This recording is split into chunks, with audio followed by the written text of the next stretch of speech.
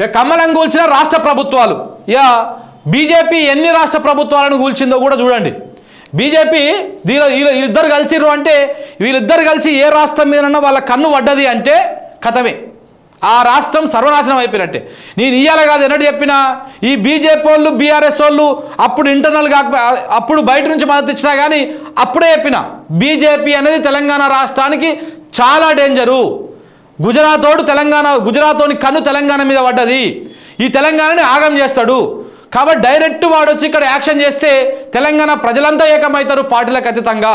కాబట్టి ఏం చేస్తారు, మన దాంట్లోనే కొంతమంది బఫూన్లను పట్టుకుంటారు, మన దాంట్లోనే కొంతమంది బానిసలను పట్టుకుంటారు, ఆ బానిసలతో రాజకీయం చేస్తారు అని చెప్పిన. సో బీజేపీలో కొంతమందిని పట్టుకొని రాజకీయం చేసిర్రు, ఆ బీజేపీ వల్ల ఊదు కాలేదు పీరు లేసేది అర్థమైంది ఎన్నికల్లో. సో కాబట్టి కేసీఆర్ని కొట్టాలంటే బీజేపీ బలం సరిపోదు. అందుకనే కాంగ్రెస్ పార్టీలో ఉన్నటువంటి మాజీ ఆర్ఎస్ఎస్ కరసేవకుడైనటువంటి రేవంత్ రెడ్డికి ఇంటర్నల్గా సపోర్ట్ చేసి ఎన్నికల్లో కావాల్సినంత సహకారం ఇచ్చి గెలిపించుకొని ఇవాళ 64 మందితోటి అక్కడ ఆయన ప్రభుత్వం ఏర్పడ్డది. రేపు పార్లమెంట్ ఎన్నికలు అయిపోగానే మోడీకి ఘనమైన విజయం కనుక కేంద్రంలో వచ్చిందనుకో, ఈ రేవంత్ రెడ్డి సర్కారుని అమాంతం ఒకటే గుట్టుకున మింగేస్తాడు. గుడ్డు రోడ్లు వేసుకొని లటక్కున మింగేసినట్టు ఒకటే గుట్టుకున మింగేసి ఇక్కడ బీజేపీ సర్కారు ఏర్పడుతుంది. కాంగ్రెస్ మళ్ళీ తూర్పు తిరిగి దండం పెట్టి ఇక ఈ ఉత్తమ్ కుమార్ రెడ్డి, ఈ కోమటిరెడ్డి వీళ్ళందరిగా ఆ షెర్లలో ఎండిపోయినటువంటి గడ్డి ఉంటుంది కదా, ఆ గడ్డి వీక్కునేటువంటి పనిలో ఉంటారు. అంతకుమించి ఇంకోటి ఏముండదు. రేవంత్ రెడ్డిని నమ్ముకున్నటువంటి పార్టీ కానీ రేవంత్ ఉన్నటువంటి పార్టీ కానీ ఏది కూడా కొసెల్లదు. అది ఒక పెద్ద ఐరన్ లెగ్గు.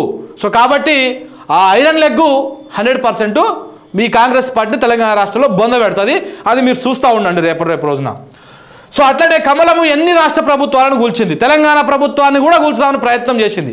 అప్పట్లో 2 సంవత్సరాల క్రితం మునుగోడు ఉప ఎన్నికకు ముందు 4 ఎమ్మెల్యేలను కొల్దామని ప్రయత్నం చేసి 4 ఎమ్మెల్యేలతో రాయబారం నడిపించి 4 ఎమ్మెల్యేల విషయంలో ఏ విధంగా చేసిందో మనం చూస్తాం.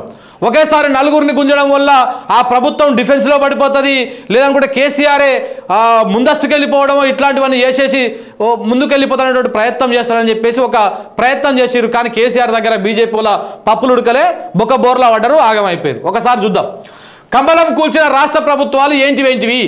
8 ఏళ్లలో 8 ప్రభుత్వాలను కూల్చేసిరు. ప్రజాస్వామ్యాన్ని అపహాస్యం చేస్తున్న వైనం మోడీ షా చూపు పడితే ఆ రాష్ట్రంలో బీజేపీ కాషాయ జెండా ఎగరాల్సిందే. 2014 నుంచి 2024 వరకు ఇదే తంతు. 2014 నుంచి 2024 వరకు ఇదే తంతు. అరుణాచల్ నుంచి గోవా వరకు, మహారాష్ట్ర నుంచి బీహార్ వరకు కమలనాథులు వేలు పెట్టని సర్కారు లేనే లేదు. ఒకసారి ఇది మొత్తం చదువుదాం, ఎందుకంటే ప్రజలకు కూడా వాస్తవాలు తెలుస్తాయి దీనివల్ల. ఘనంగా 75వ గణతంత్ర దినోత్సవాన్ని జరుపుకున్న మన దేశాన్ని ప్రజాస్వామ్యానికి తల్లి లాంటిది అంటూ రాష్ట్రపతి ద్రౌపది ముర్ము ఎంతో గొప్పగా కీర్తించారు. అయితే ఆ ప్రజాస్వామ్యాన్ని అపహాసం చేయడంలో నేడు దేశాన్ని పాలిస్తున్న బీజేపీ ముందు వరుసలో నిల్చుంది. నేటి బీహార్ రాజకీయం వెనక కమల పార్టీ పెద్దల వ్యూహరచన దాగి ఉన్నది.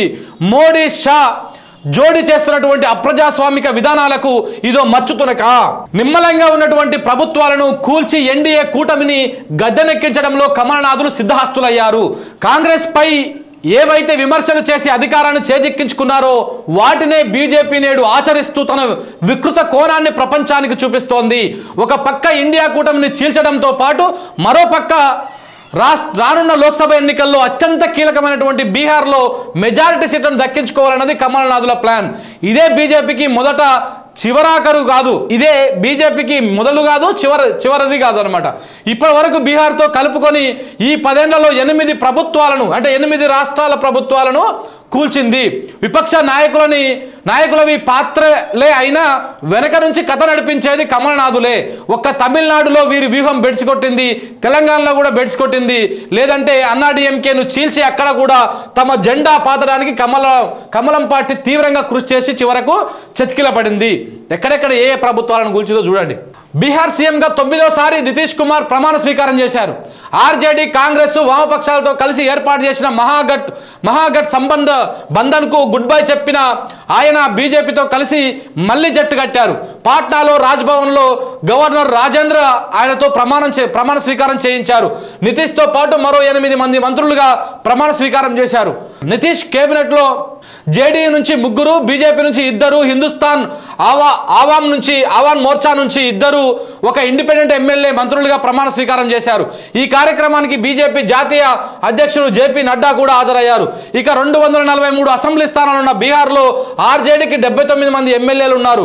మరోవైపు 78 మంది ఎమ్మెల్యేలతో బీజేపీ రెండో అతిపెద్ద పార్టీ. నితీష్ నేతృత్వంలోని జేడీయూకి కేవలం 45 మంది మాత్రమే సభ్యులున్నారు. ప్రభుత్వ ఏర్పాటుకు 122 సీట్లు కావాలి. ఒక్కసారి ఇక్కడ చూడండి లెక్క. ఇక్కడ ఆర్జేడీకి ఎన్ని వచ్చినాయి? మొత్తము 243 ఎమ్మెల్యేలు ఉన్నాయట, బలం ఉంది. సో దాంట్లో ఆర్జేడీకి ఎంత వచ్చినాయి? 79 మంది. అంటే ఉన్నటువంటి అన్ని పార్టీల కంటే ఎక్కువ పెద్ద లార్జెస్ట్ పార్టీగా ఏర్పడ్డది ఇది ఆర్జేడీ. సో ఆర్జేడీకి 79 మంది అంటే మెజారిటీ ప్రజలు బీహార్లో ఆర్జేడీ ప్రభుత్వం ఉండాలి అని చెప్పేసి కోరుకున్నారు. కానీ అక్కడ ఎంత అప్రజాస్వామికంగా ఏం జరిగిందో చూడండి. మరోవైపు బీజేపీకి ఎంత ఉన్నాయి? 78 మంది ఉన్నారు.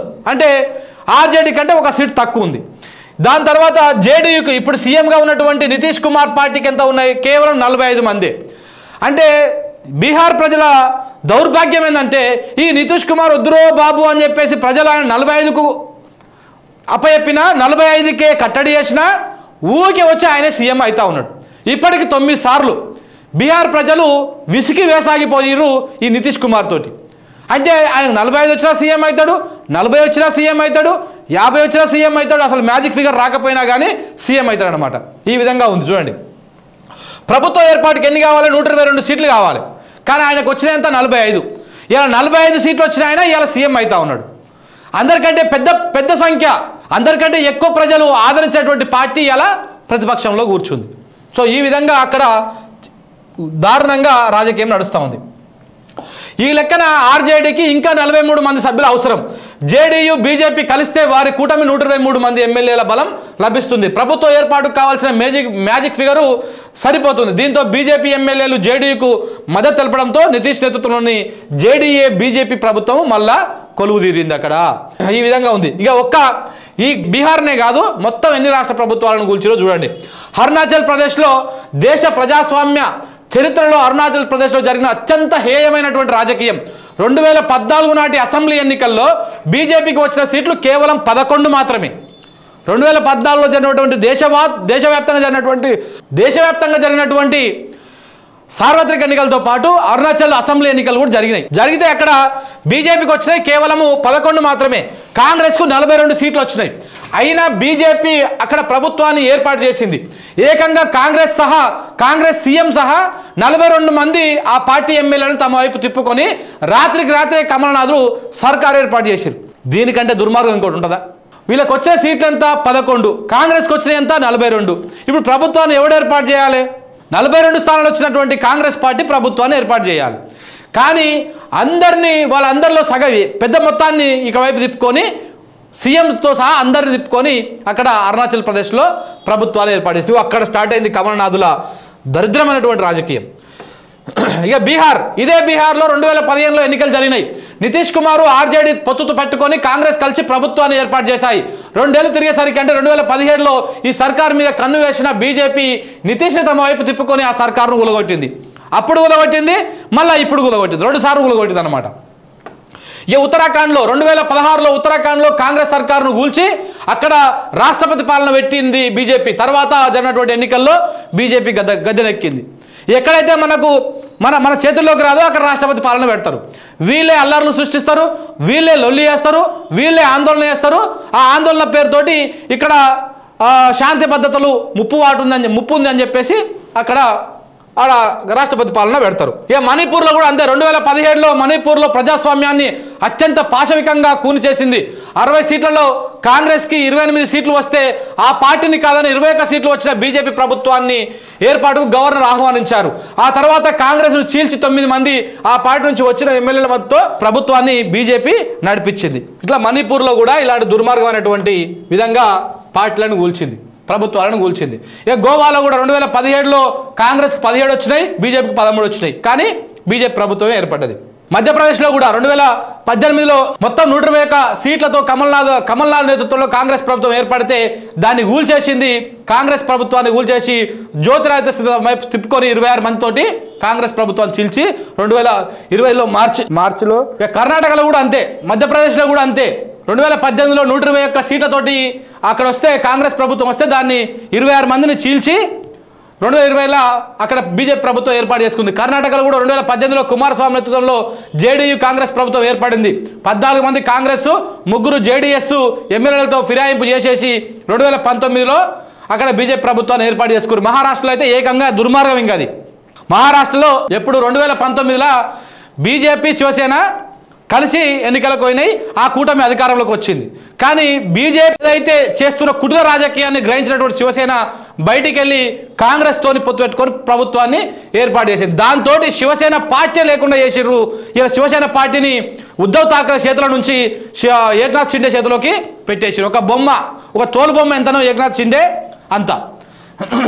సో ఇట్లా ప్రభుత్వాలను విచ్ఛిన్నం చేసే పనిలో వీళ్ళు ఉన్నారన్నమాట.